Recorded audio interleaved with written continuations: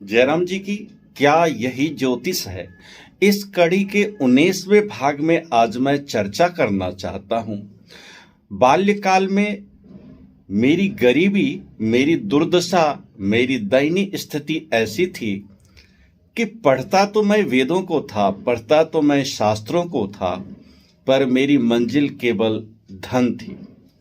केवल मैं निरंतर यही सोचा करता था कि धन मिल जाता तो वाहन लेते, मकान लेते, सुख से जीते। प्रत्येक व्यक्ति के जीवन में एक ऐसा अवसर भी आता है, दुख के बाद सुख भी आता है। एक मैंने नॉवेल जब मैं मुंबई में था तो पढ़ रहा था, नेक्टर इन ए शिप, अमृत और चालनी। अमृत मिला किसमें? चालन में, जो गिर गया। ऐसे अमृत का क्या लाभ? उसमें था happiness is an occasional episode in the general drama of man. जब हमारे प्रोफेसर साहब इसको पढ़ाया करते थे 1992 में, तो मेरी समझ में यह बात नहीं आती थी।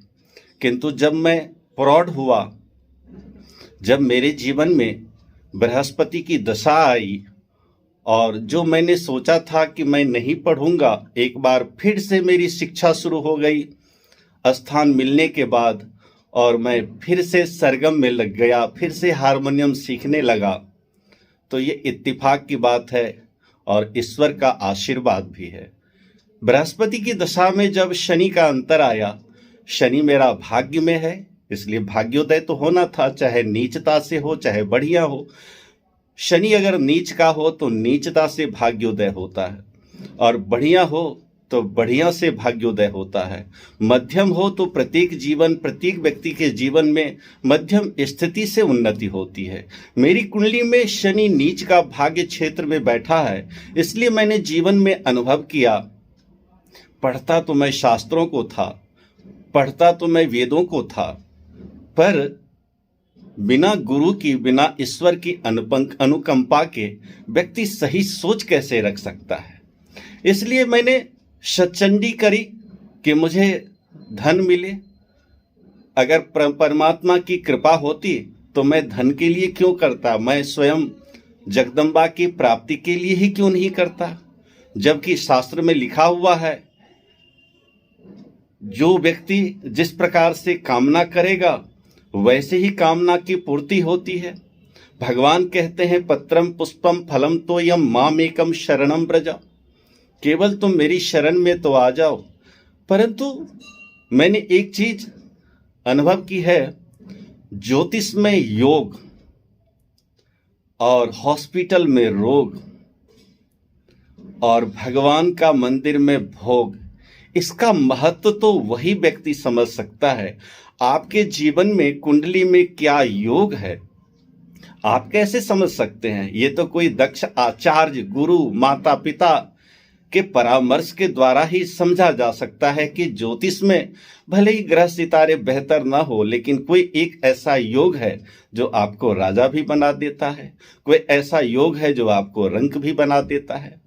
ऐसे ही हॉस्पिटल में आपको कितना बड़ा कष्ट है, कोई भी परिजन आपसे मिलने आते हैं तो सिर्फ ढांढस बांध सकते हैं, आपको एक सांत्वना दे सकते हैं, परंतु कष्ट का अनुभव तो उस व्यक्ति को होता है।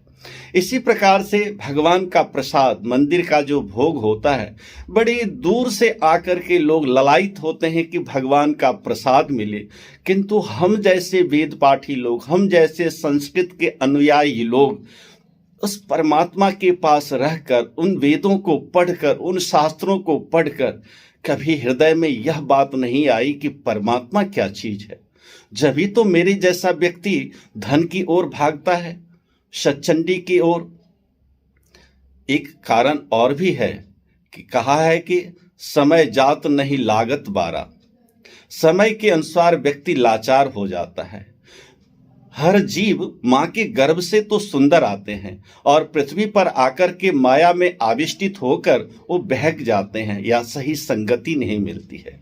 इसलिए मैं उन बातों को दोहराना चाहता हूं कि ये बिल्कुल सही है कि अमृत मिला तो चालनी में जो गिर गया।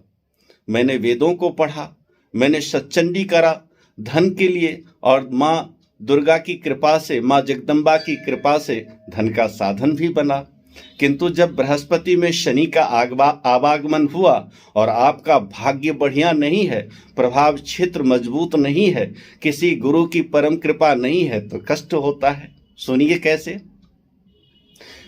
जिस धर्मशाला, किशनपुरी धर्मशाला, दिल्ली गेट, मेरठ, 1999 मैं यहां आया तो मुझे स्थान तो मिला, मंदिर भी मिला, रोजगार का साधन तो मिला, परंतु यहां पर गंदगी ज्यादा थी।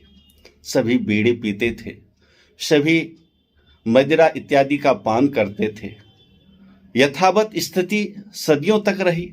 मेरी 2 कन्या थी, पत्नी और हम वेद पाठी थे। भले ही हमने पूजा पाठ धन के लिए करते थे, परंतु आचरणहीन नहीं थे, आचरणवान थे। संध्या गायत्री करते थे, सुंदर रहना पसंद करते थे, साफ और स्वच्छ रहना पसंद करते थे। किंतु भाग्य अगर खराब हो तो तमाम संसाधन भी बेकार होते हैं। इसलिए यहां पर आकर के आ तो गया। जब जो दरिद्री थी, जो पूर्व काल में दरिद्री थी, उससे तो उसका तो निवारण हो गया, किंतु एक ब्राह्मण को कहाँ रहना चाहिए, किस प्रकार रहना चाहिए, ये चीज नहीं मिली। और जिंदगी में एक बात ध्यान दें, कोई व्यक्ति क्या करता है इससे कोई लेना देना नहीं, लेकिन हमसे आप क्या सीखेंगे। कोई भी ब्राह्मण अगर मदिरा पान करे या धूम्रपान करे या असंगति करे तो जन जन पे प्रभाव पड़ता है। इसलिए मेरा प्रभाव कैसा होना चाहिए, मेरे संस्कार कैसे होने चाहिए, मेरी सोच कैसी होनी चाहिए, यह तो मुझे ही सोचना है ना। उपदेश देना बहुत सरल होता है, किंतु पालन करना बड़ा कठिन होता है। इसलिए मैं नित्य रुद्राभिषेक करने लगा और माँ आदिशक्ति से प्रार्थना करने लगा कि मेरे पास धन हो तो पहले मैं एक भवन लूंगा।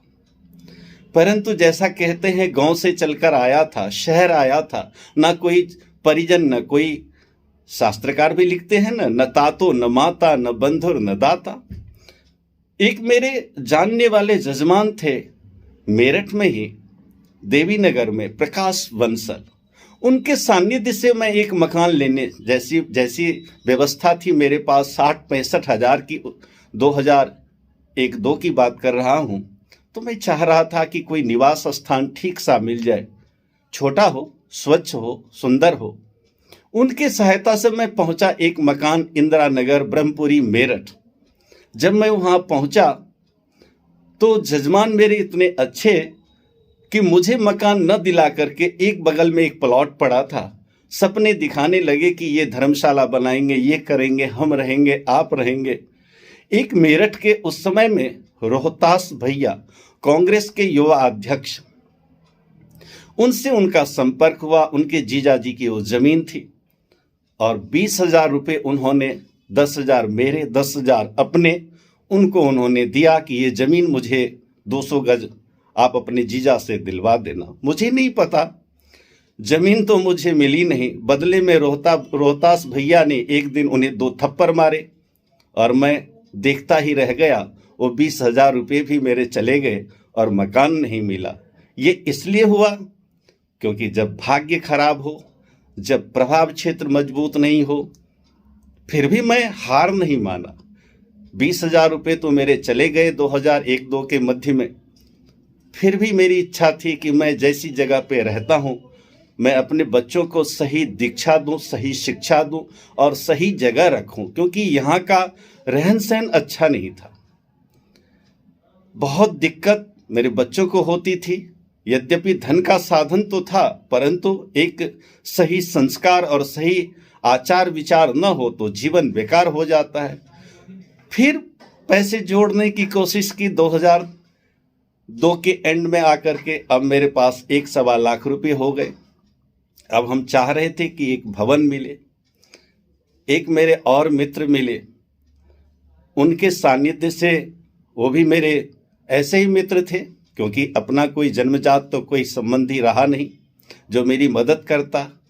उनके सहारे मैंने एक मकान प्रेम विहार, गली नंबर 2, माधवपुरम में उन्होंने देखा। 2,25,000 में उसकी बात हुई। हम एक मित्र से कर्ज लेकर आए कि वो मकान भी ले लेंगे, परंतु वही दोहराऊंगा, भाग्य अच्छा ना हो तो परिणाम कैसा होता है। पता चला वो जजमान भी उससे लड़ लिए और बोले इन पैसों से मैं व्यापार करूंगा, आपका पैसा बढ़ाऊंगा। मैं सोचने लगा अब तो मैं कहीं का नहीं रहा। फिर मैं जैसे तैसे करके उस मकान को लेने की कोशिश की और जो मेरे ये जजमान थे उनसे ये अच्छे थे, ये भले मानुस निकले। इन्होंने मकान दिलाया, मकान तो मिल गया। इस जगह से हमने अपने बच्चों को वहाँ तो ले गए, परंतु वहाँ भी मैं खुश नहीं रहा। इस बात की भी मैं चर्चा करूँगा कि बृहस्पति में शनि का अंतर हो, शनि नीच का हो, बृहस्पति प्रभाव क्षेत्र में बैठे हो, आपस में इन दोनों की दृष्टि हो तो धन भी मायने नहीं रखता है। इसलिए मैं बार बार कहता हूँ कि जीवन में सुख मायने रखता है। आगे की चर्चा मैं फिर आगे करूँगा। जयराम जी की नमस्कार।